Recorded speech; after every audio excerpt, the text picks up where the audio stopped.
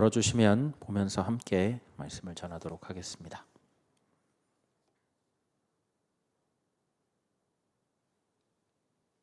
네, 우리가 계속해서 이 오후 예배에 하일델베르크 요리 문답을 계속해서 배우고 있는데요.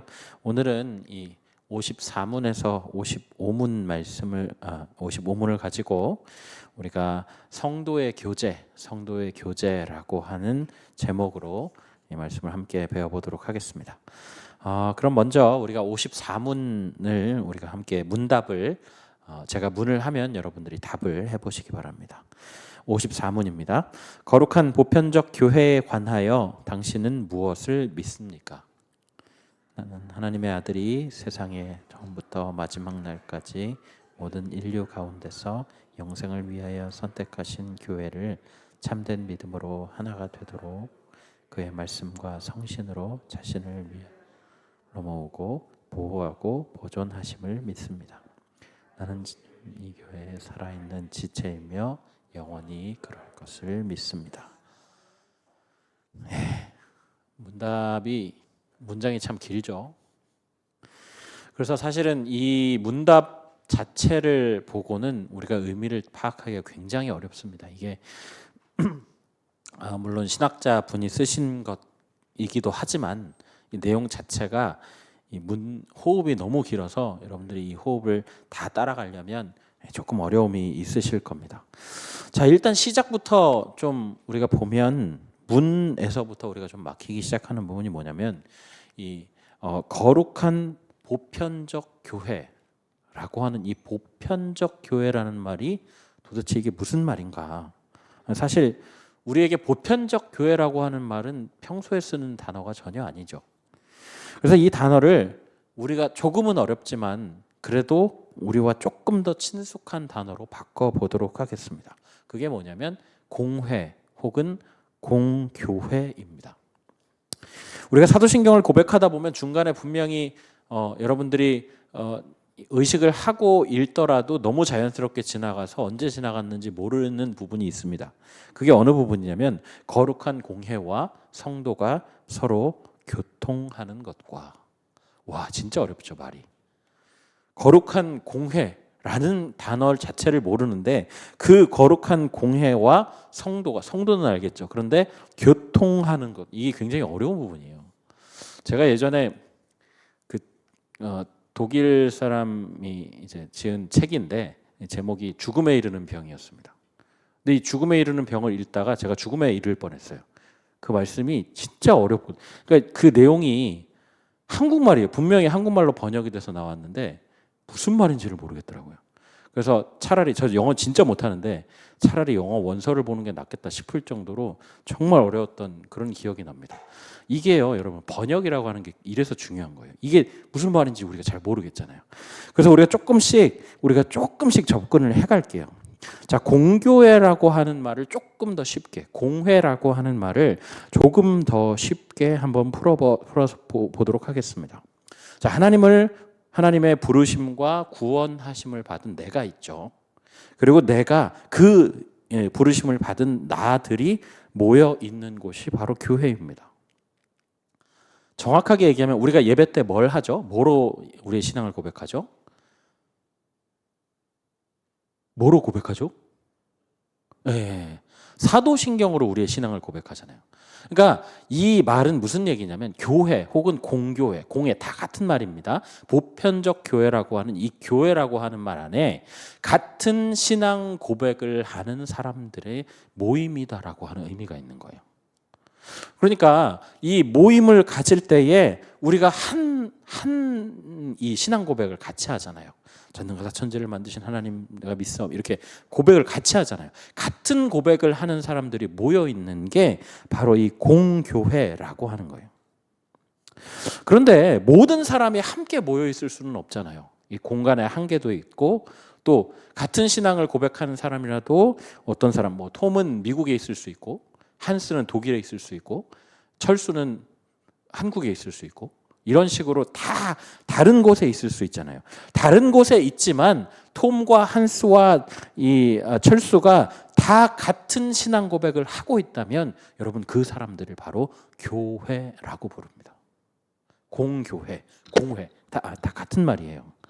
그러니까 이 54문을 보면 당신이 그런 교회에 대해서 그런 이 같은 신앙 고백을 하는 사람들의 모임인 교회에 대해서 여러분이 무엇을 믿고 있느냐라고 묻고 있는 거예요.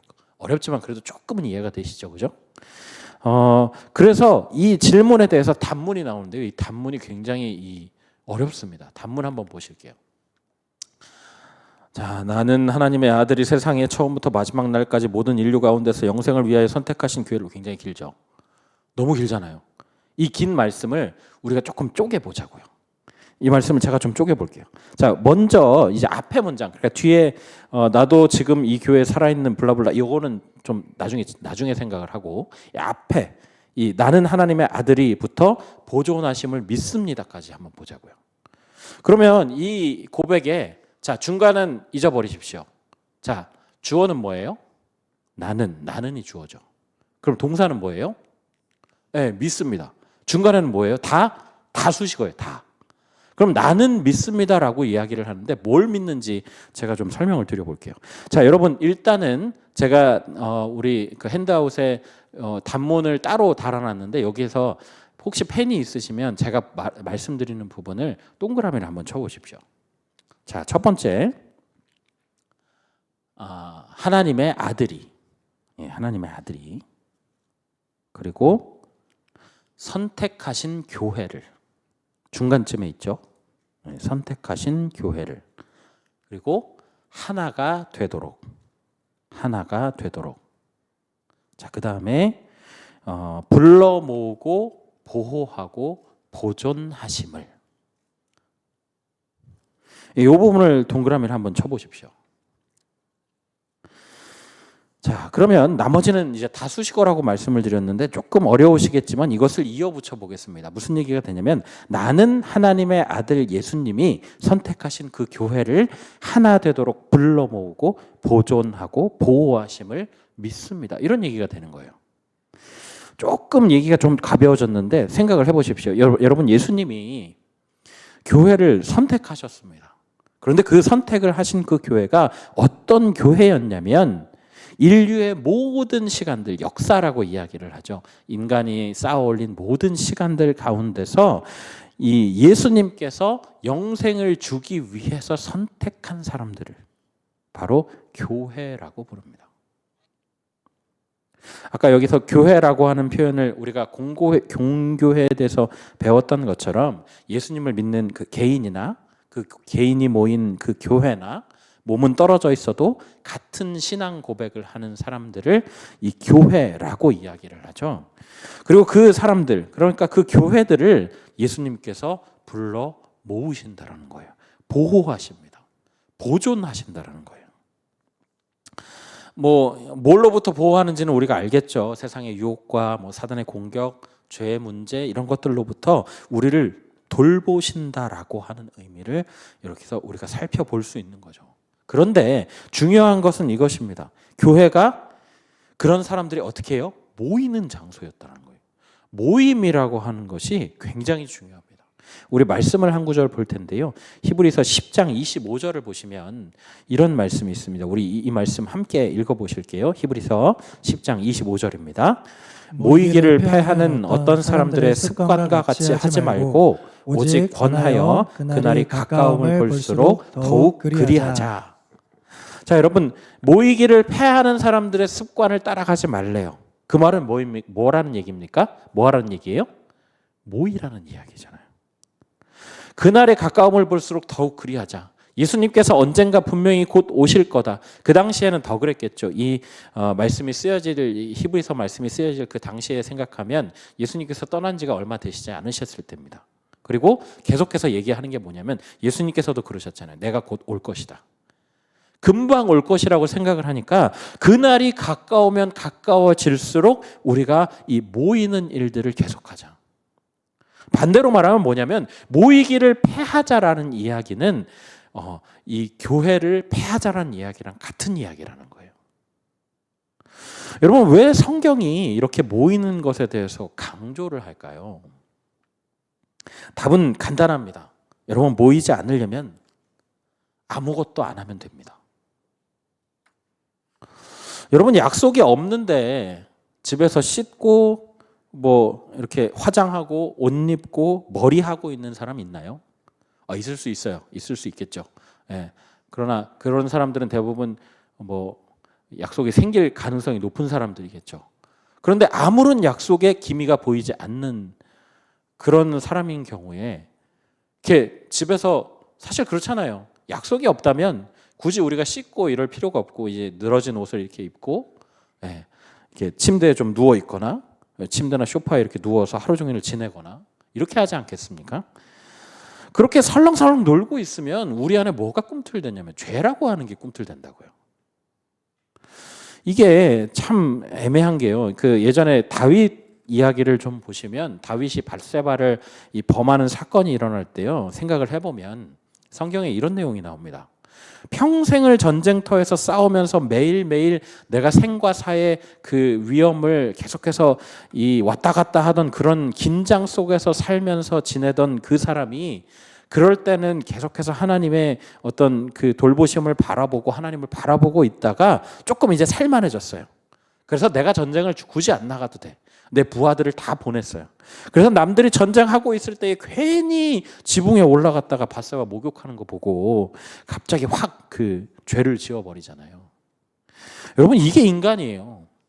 물론 모여 있을 때 죄를 짓는 경우도 있습니다. 그리고 그게 교회 아니어서 더 큰 문제가 생길 수도 있어요. 그런데 중요한 건 뭐냐면 모이는 거란 말이에요. 모이는 거. 모이면 그래도 우리가 다들 말씀 한 자락씩 들은 사람들 아닙니까? 그러니까 어떻게 하냐면 우리가 그러면 안 되지. 우리가 같이 믿어서 좀 믿음을 지켜보자. 내가 혼자서는 약해서 도저히 이 믿음을 지킬 수가 없으니까 같이 하나님의 말씀 앞에 제대로 한번 서보자. 우리가 좀 훈련돼 보자 라고 이야기할 수 있다라는 거예요. 그런데 이 모이자라고 하는 마음을 패하는 순간에 우리의 신앙이 변질될 가능성이 굉장히 높아진다라는 겁니다. 여러분, 그래서 교회에서 뭐 해요? 소그룹 하잖아요. 소그룹. 작은 교회 하고요. 제자반 하고요. 전도팀 하고요. 찬양대 하고요. 찬양팀 하고요. 자꾸 자기네들 모이자고 하고 서로 말씀 나누자고 하고 서로 삶에서 은혜를 나누자고 하고 서로 권면하고 연약한 서로를 붙잡아 주기 위해서 모이는 거예요. 여러분, 그래서 공동체가 굉장히 중요합니다. 이 공동체에 함께 모여서 하는 것, 여러분, 이것이 굉장히 중요하다는 거예요. 더군다나 여러분, 일반적으로 우리가 교회라고 번역되는 말이 이 헬라어 에클레시아입니다. 에클레시아. 이 에클레시아라고 하는 표현은 의미가 부르심을 받은, 택함 받은 이런 의미가 있거든요. 그런데 이런 의미 말고도 동시에 또 다른 의미가 있으니 그게 뭐냐면 모임이라는 거예요. 모임. 그러니까 하나님께서 우리를 부르시고 이 택하시고 이 자리에 부르셔서 함께 모이게 하셨다라는 거예요. 말씀에도 이야기하시잖아요. 예수님께서 두세 사람이 나의 이름으로 모인 곳에 나도 너희와 함께 하겠다. 여러분, 그렇게 우리가 어떤 신앙을 가지고 함께 모여서 서로를 붙들고 때로는 서로를 힘들게 하고 서로를 고통스럽게 할 때도 있지만 서로를 어쨌든 붙들고 있는 그 순간에 예수님께서 그 모임 가운데 함께 해주신다는 거예요. 그러면서 그 교회를, 그 모임을 거룩하게 하시고 보호하시고 보존하게 하신다라고 하는 것이 그 어려웠던 우리 54문의 답입니다. 그렇다면 55문에는 이렇게 나옵니다. 우리가 55문 가기 전에 54문에 아까 전에 우리 앞부분하고 뒷부분 안 했잖아요. 뒷부분 보면 제가 한번 읽어드릴게요. 나도 지금 이 교회에 살아있는 지체이며 영원히 그러할 것을 믿습니다 라고 나와 있습니다. 그래서 우리가 이거를 좀 연결을 해서 55문을 같이 보자고요. 자, 55문 제가 질문 드리면 여러분 답을 한번 해보시기 바랍니다. 성도의 교제를 당신은 어떻게 이해합니까? 첫째, 신자는 모두 또한 각각 그리스도의 지체로서 주 그리스도와 교제하며 그의 모든 부요와 은사에 참여합니다. 둘째, 각 신자는 자기의 은사를 다른 지체의 유익과 복을 위하여 기꺼이 그리고 즐거이 사용할 의무가 있습니다. 예, 이 내용이에요. 그리고 이 내용은 우리가 조금 익숙한 단어들이 많이 나오니까 아까보다는 좀 편하게 우리가 좀 접근을 할 수가 있죠. 자, 우리가 무엇을 해야 할지에 대해서 이야기하기에 앞서서 54문의 제일 마지막에 나도 지금 이 교회에 살아있는 뭐라고 얘기를 해요? 지체. 여러분, 지체라고 하는 말은 뭐냐면 기본적으로 이 지라고 하는 것은 이 팔다리를 얘기합니다. 사지라고 이야기를 해요. 팔다리를 이야기하는데 팔다리와 또 몸체점. 그러니까 이게 뭐냐면 지체라고 하는 말은 뭐냐면 내가 예수님이 교회의 머리가 되신 거거든요. 여러분 이 성경에 나중에 보시면 찾아보시면 알 수 있습니다. 예수님께서 교회의 머리가 되시고 우리는 몸을 구성하고 있는 거예요. 어떤 사람은 손가락이고 어떤 사람은 발가락이고 어떤 사람은 뒤꿈치고 어떤 사람은 팔꿈치고 어떤 사람은 종아리가 될 수도 있는 거죠. 내 몸, 그러니까 이 몸에 이 교회라고 하는 이 공동체를 구성하고 있는 하나의 몸이라는 얘기예요.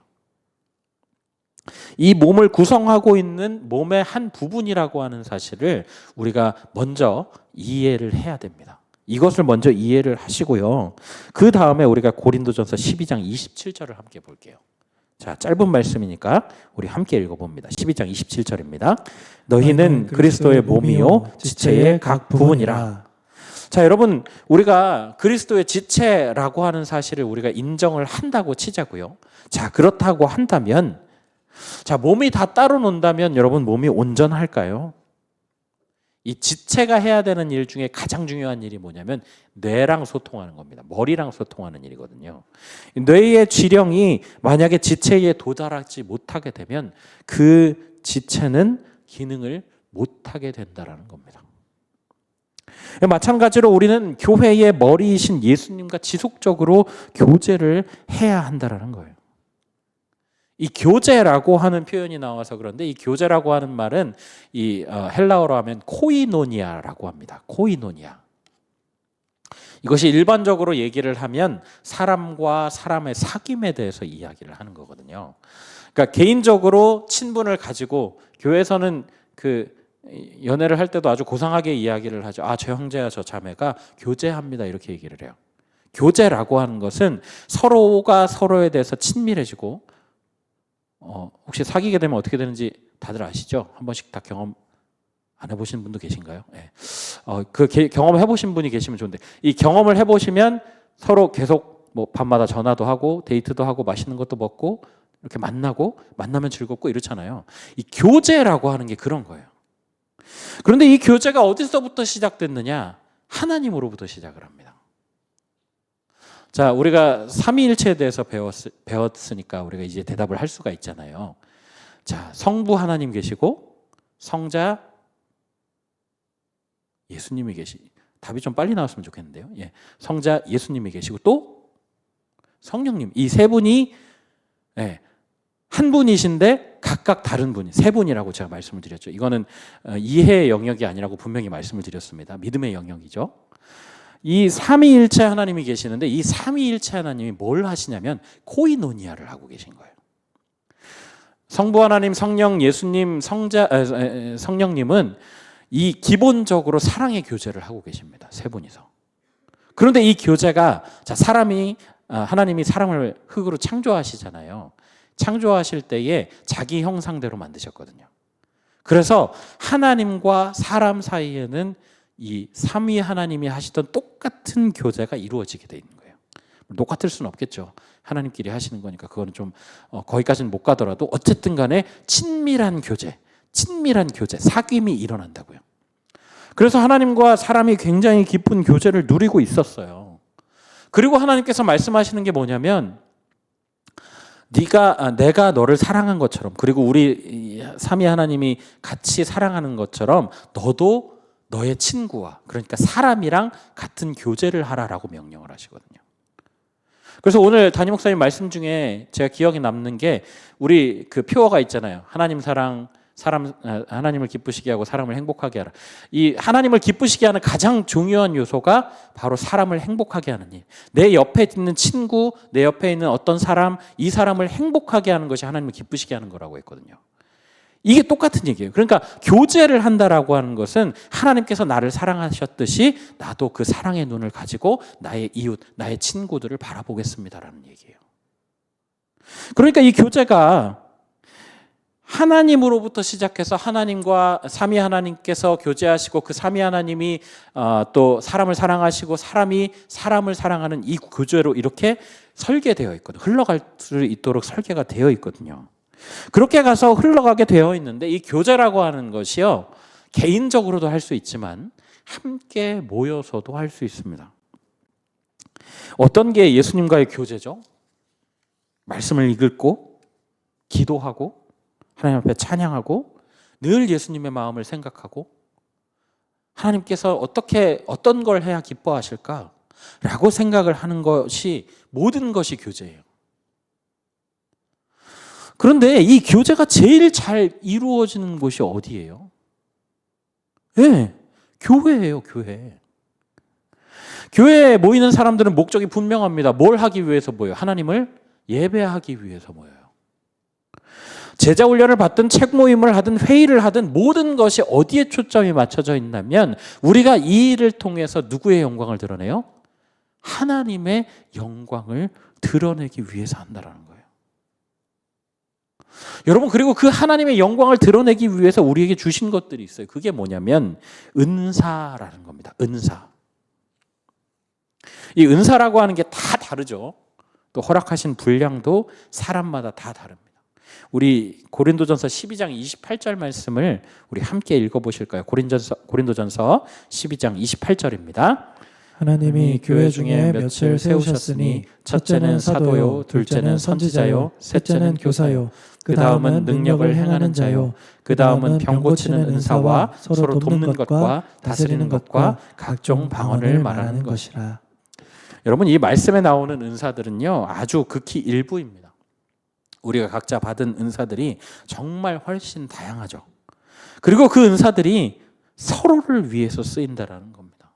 어떤 분은 찬양을 잘하는 은사를 가지고 찬양을 앞에서 인도하면서 서로를 위해서 은혜 누릴 수 있도록 쓰는 사람이 있고요. 또 어떤 분은 하나님께서 요리에 빠른 손이나 이 간을 맞추는 미각을 주셔서 주방에서 봉사하시면서 많은 사람들에게 즐거운 점심을 나눠주고 그 점심을 먹으면서 교제가 이루어지게 하십니다. 또 어떤 분들은 섬김의 은사를 주셨어요. 아프고 힘들고 소외된 사람들이 있으면 그 사람들을 찾아가서 이야기를 들어주기도 하고 위로가 되어주기도 하죠. 여러분, 이런 것들이 다 은사입니다. 나에게 부족한 것들을 다른 사람으로 채운다라는 거예요. 여러분, 이렇게 하게 되면 우리가 교회로 하나로 모여 있을 때에 서로의 빈틈을 서로가 채워주게 된다고 하는 거예요. 사랑하는 성도 여러분, 요즘에 이런 얘기 들어보신 적 있는지 모르겠습니다. 가나안 성도. 가나안 성도가 뭔지 아시죠? 잘 모르시는 분이 계신 것 같아요. 거꾸로 한번 읽어볼게요. 안 나가 성도입니다. 교회를 안 나가는 거예요. 하나님을 믿기는 해요. 물어보면 당신은 하나님을 믿습니까? 라고 물어보면 예, 하나님을 믿습니다 라고 대답을 하는데 교회는 안 나가요.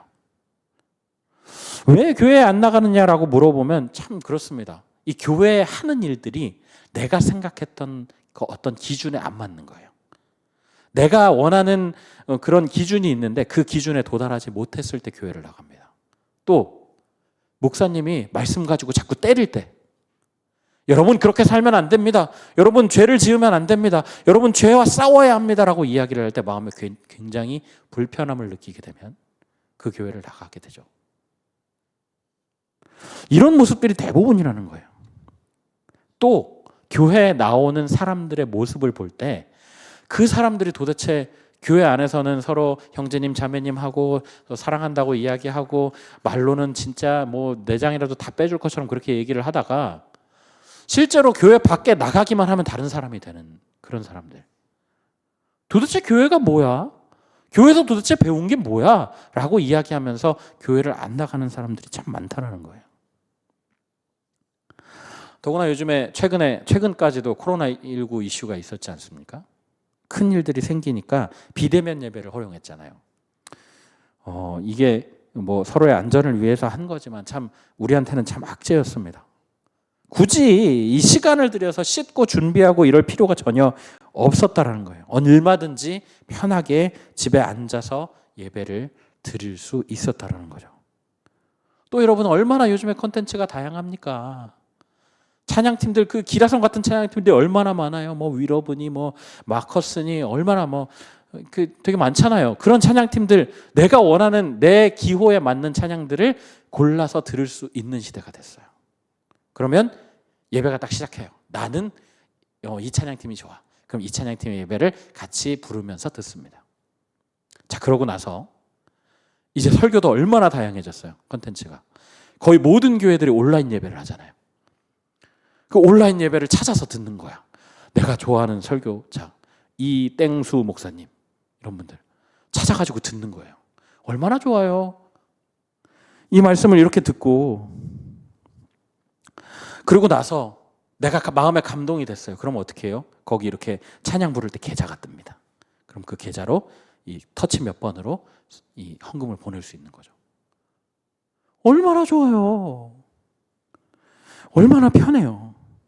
그리고 나서 나는 예배를 드렸어요라고 이야기해요. 여러분 그런데 이것이요. 제가 명백하게 말씀드리지만 잘못됐어요. 이것이 잘못된 겁니다. 몸을 움직이거나 이동하는데 어려움을 겪는 분들이 있습니다. 그래서 그런 분들을 위해서 온라인 예배가 존재하기는 해요. 그런 분들을 위해서요. 단지 그런 분들을 위해서요. 사지가 멀쩡하고 분명히 이동할 수 있는 시간과 여건이 다 있는데 움직이지 않는 사람들 말고 도저히 움직일 수 없어서 힘들지만 예배는 드려야겠다는 사람들을 위해서 열어놓는 게 온라인 예배예요. 여러분 그런데 가난한 성도들은요. 오려고 생각하지 않습니다. 왜? 여기에 오면 사람들이랑 같이 앉아 있잖아요. 앉아 있는 자리에서부터 문제가 됩니다. 우리 그 1부 예배나 2부 예배 들으시는 권사님들 뭐 그게 잘못됐다는 얘기는 아닌데 자기 자리가 있어요. 권사님들, 장로님들 자기 앉으시는 자리가 있어요. 그래서 거기에 이렇게 누가 앉으면 기분이 상당히 별로 좋지 않아요. 그러면서 이제 얘기합니다. 내 자리인데요. 이렇게 얘기하시는 분들이 있어요. 그게 잘못됐다는 얘기 아니에요. 왜냐하면 그 자리를 굉장히 사모한다는 얘기니까. 그런데 어쨌든 간에 이렇게 해가지고 마음이 불편한 일이 생긴다고요. 또 이야기하다 보면 저 집사가 얘기하는 말이 내 마음에 안 드네. 무슨 얘기를 하는 거야? 이런 생각이 들 때 있잖아요. 또 각자가 이 훈련받은 게 다 다르고 신앙의 성장 상태가 다 다르기 때문에 이야기를 하다 보면 어떤 사람들은 저 사람은 믿는 사람이 맞나 이런 생각이 들 때가 있다고요. 그런 수준이 다 안 맞는 사람들이 다 모여 있는 데가 교회예요. 그러면 이야기를 하다 보면 어떻습니까? 저 사람이랑은 이야기하지 말아야겠다. 내 수준에 맞는 사람, 나랑 신앙적인 이야기를 할 수 있는 자꾸 찾아가게 된다고요. 그러다 보면 끼리끼리 뭉치게 돼 있는 거예요.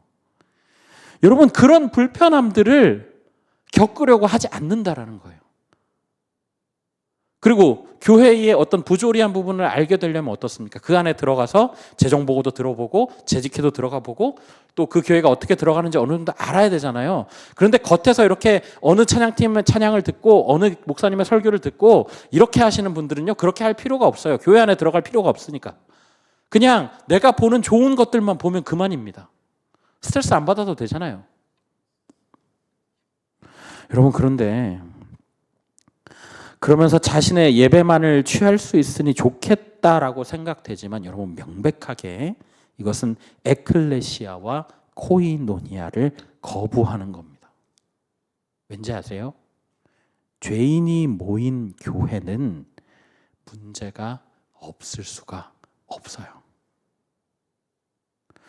그래서 합동신학대학원의 교수를 역임한 양승환 목사님이라고 하는 분이 자신의 책에서 이렇게 얘기했습니다. 제가 한번 읽어드릴게요. 이 땅에 당신이 찾고 있는 완전한 교회는 존재하지 않는다. 만약 완전한 교회가 존재한다면 당신은 절대로 그 교회에 가지 말아야 한다. 당신 때문에 그 교회가 망가지기 때문이다. 이게 무슨 말이에요? 완전한 교회는 없어요. 내 마음에 딱 맞는 교회는 없다고요.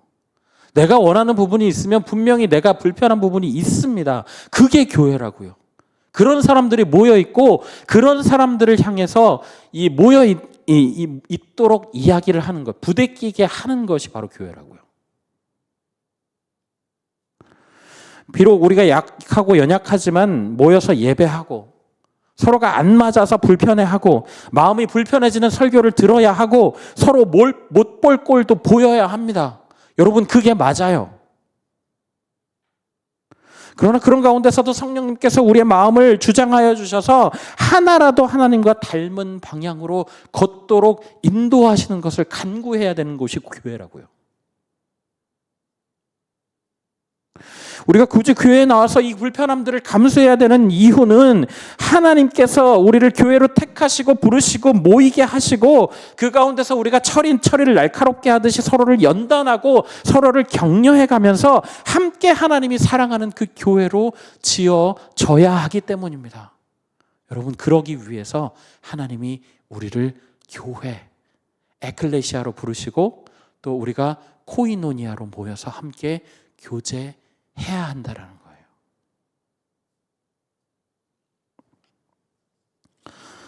바라기는 오늘 이 자리에서 함께 예배하고 있는 모든 분들이 우리가 비록 부족하지만 우리의 모습들이 부조리할 때도 있지만 또 교회를 볼 때에 우리의 마음에 들지 않는 그런 부분이 있다 할지라도 하나님께서 우리를 에클레시아로 부르셨음을 기억하시기 바랍니다. 여러분, 그리고 우리에게 코이노니아로 함께 교제하기를 원하시는 하나님이라는 사실을 우리가 기억해야 된다는 것이죠. 여러분, 그렇게 우리가 이 에클레시아로 모여서 코이노니아의 교제의 기쁨을 알아가면서 비록 불편하고 힘들지만 우리와 세상 끝날까지 함께 하실 그 성령님과 함께 매일매일 그리스도의 장성한 분량에 이르기까지 성장해 나아가시기를 예수님의 이름으로 간절히 부탁드립니다. 우리 이 시간에 함께 말씀을 기억하면서 찬양하실까요? 우리